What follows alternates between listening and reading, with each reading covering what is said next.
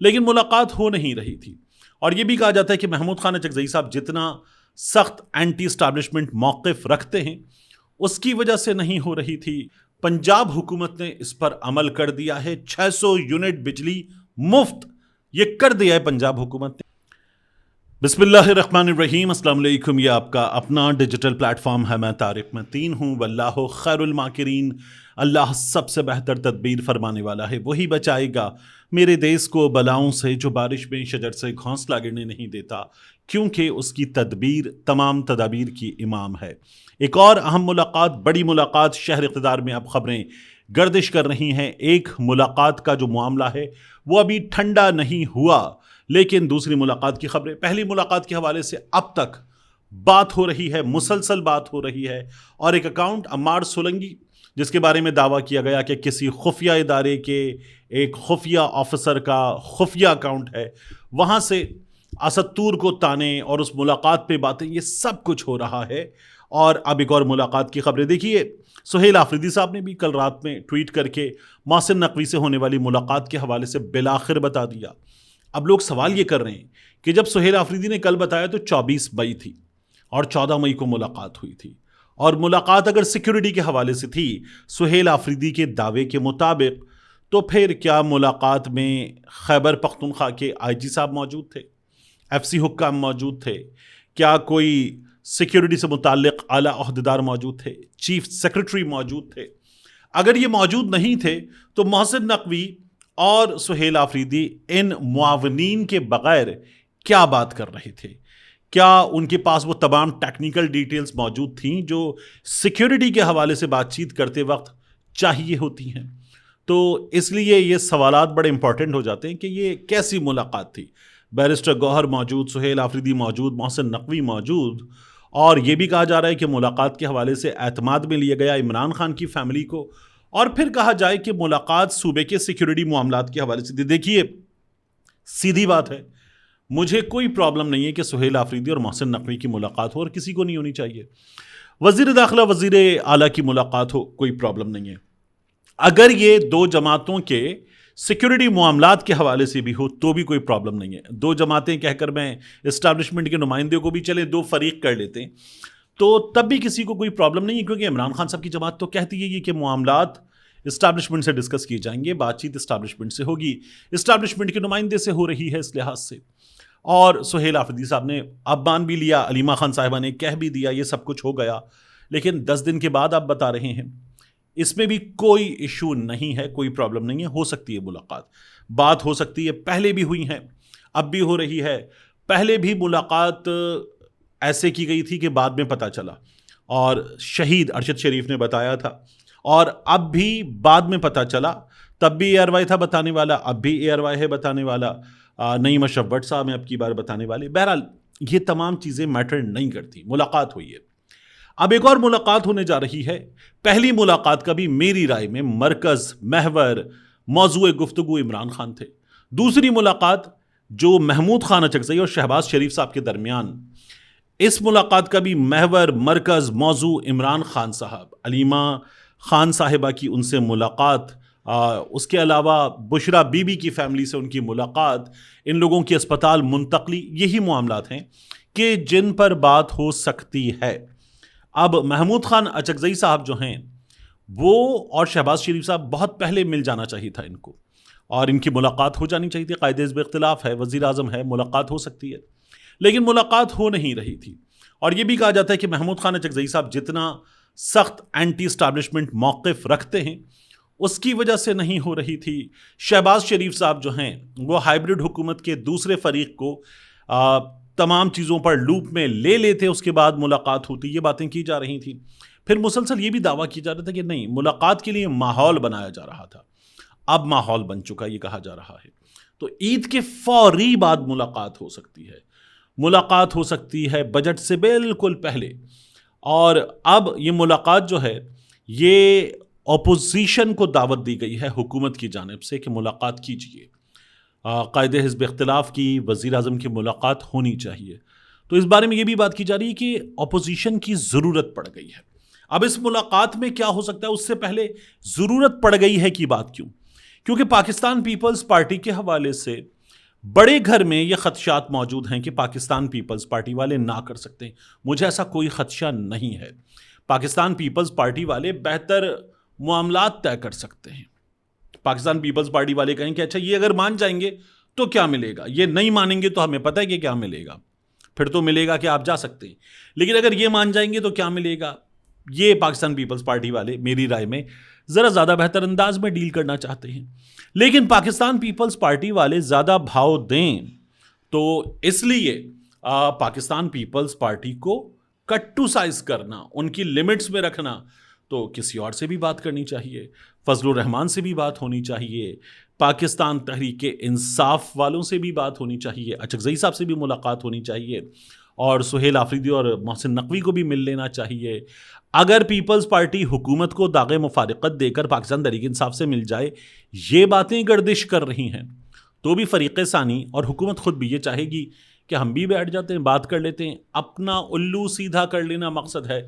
और 28वीं आईनी तरमीम में क्यों ना ये कर लिया जाए कि 28वीं आईनी तरमीम जो बहुत मुतनाज़ हो चुकी, उस पर ज़्यादा फ़रीक ऑन बोर्ड हों, सबको मना लें, सबको कुछ ना कुछ कहीं ना कहीं मिल जाए और सब आ जाएं।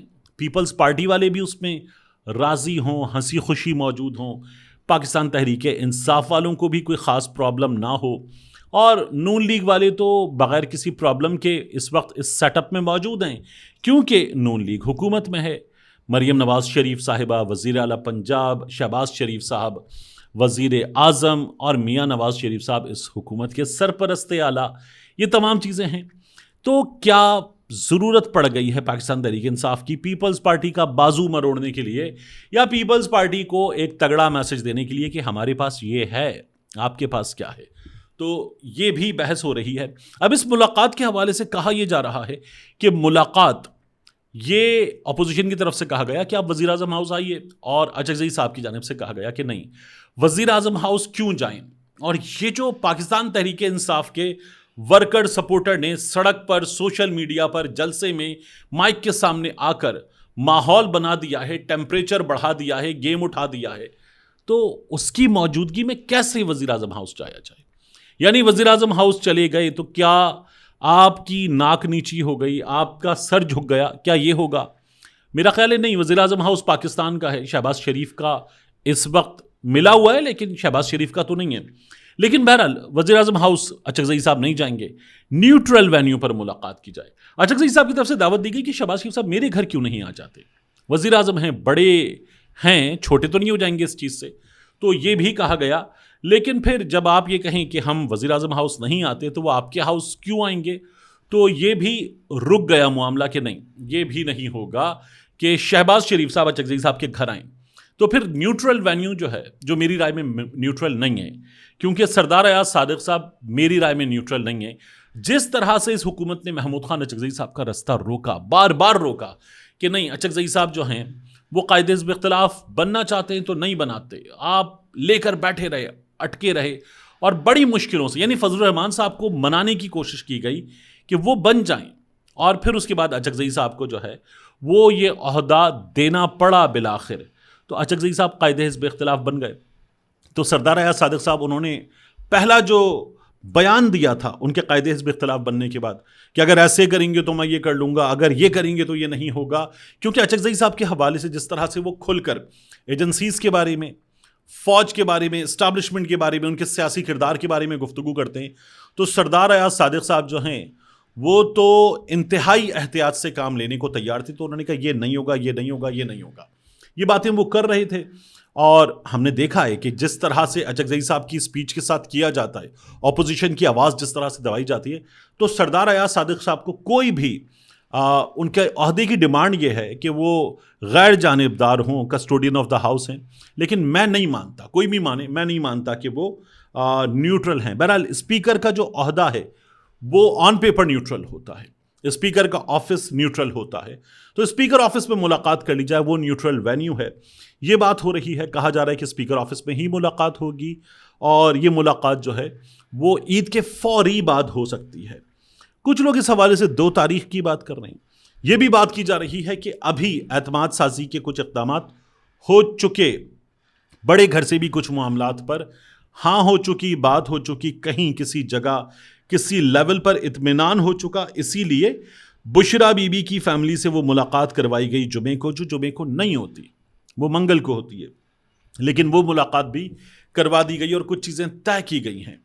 तो अगर ये सब कुछ है तो ईद के फौरी बाद मुलाकात, और ये खबरें आना कि ईद पर इमरान खान साहब की बहनें नौरीन खान न्याजी साहिबा और उज़्मा खान साहिबा ये इमरान खान साहब से मिल सकते हैं, ये बातें हो रही हैं। अभी तक कहीं से कोई तस्दीक इस सिलसिले में नहीं हुई है, और हुकूमत ने इससे पहले इमरान खान साहब के मामले में मुलाकातें बंद करने में ईद का, त्यौहार का, बीमारी का, इलाज का, हत्ता कि ऑपरेशन का, इमरजेंसी का, किसी चीज़ का लिहाज नहीं रखा है। इस हुकूमत ने कहीं कोई लिहाज नहीं रखा है। मैंने आपको गिन के बताया था उस वीडियो में, जो मेरे चैनल पर जब आप जाएंगे तो फीचर वीडियो के तौर पर सामने मौजूद है, कि तकरीबन कोई 1 साल 4 महीने में मियां नवाज शरीफ साहब जो हैं वो 32 बार अस्पताल गए हैं, और उन 32 बार अस्पताल जाने में कोई 100 के करीब दिन हैं जो मियां नवाज शरीफ साहब ने अस्पताल में गुजारे,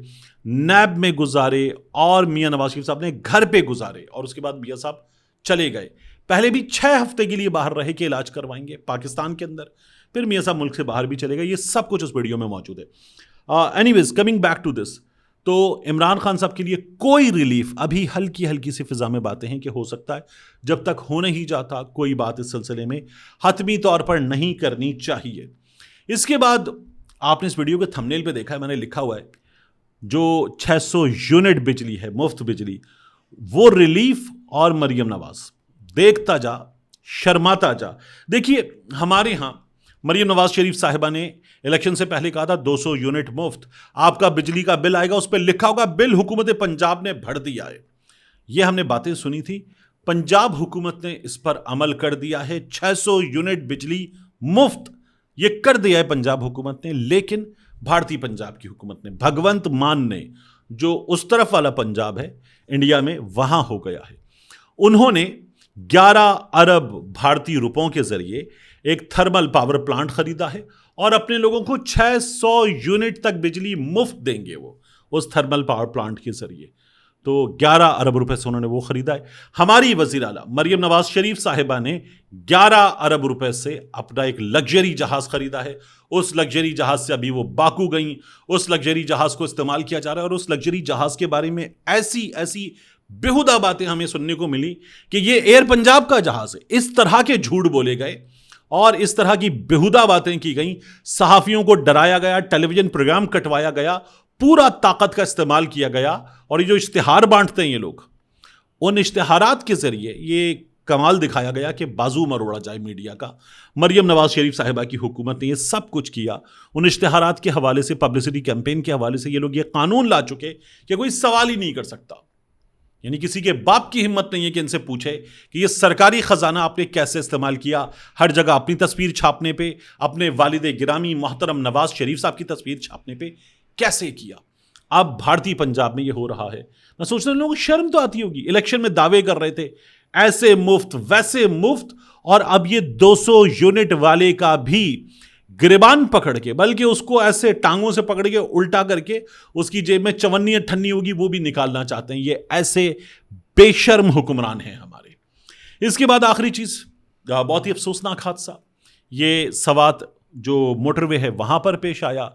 एक बस और वैन का तसादुम हुआ, और उसमें बस खड़ी हुई थी सड़क किनारे, पीछे से वैन आई और वैन ने आकर हिट किया। 16 मुसाफिर इसमें जान से गए हैं। बहुत ही दिलखराश वाक़या है, और ख़ास तौर पर ईद से पहले अपने घरों को लोग जा रहे थे। कराची टू बुनेर जो बस थी, कोच उसमें मुसाफिर थे, और वैन में भी मुसाफिर वो थे जो मुल्क के दीगर हिस्सों से अपने आबाई इलाकों को ईद मनाने जा रहे थे। और उन तमाम घरों में इस ईद कुर्बान के मौके पर सफ़े मातम बिछ गई है। बहुत ही अफसोसनाक वाक़या है। दुआ कीजिए कि अल्लाह ताला उन तमाम अफराद को जो इसमें गए हैं गरीक़ रहमत फरमाए, आमीन। जो ज़ख्मी हैं उन्हें जल्द शिफा दे, आमीन।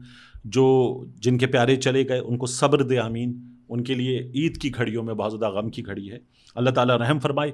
जाते जाते आखिरी चीज़, आपने मेरी रिक्वेस्ट पे अमल किया, तारिक मतीन 2.0 इसको आपने सब्सक्राइब किया, ये सिलसिला जारी रखिए। हम आपके सामने कराची के कुछ इश्यूज पर, बड़े बेसिक इश्यूज पर वीडियोस करेंगे। और 28 मई यौम तकबीर के हवाले से आप हमारी एक खुसूसी वीडियो उस चैनल पर जरूर देख सकेंगे। मिलते हैं इंशाल्लाह आपसे अगली वीडियो में।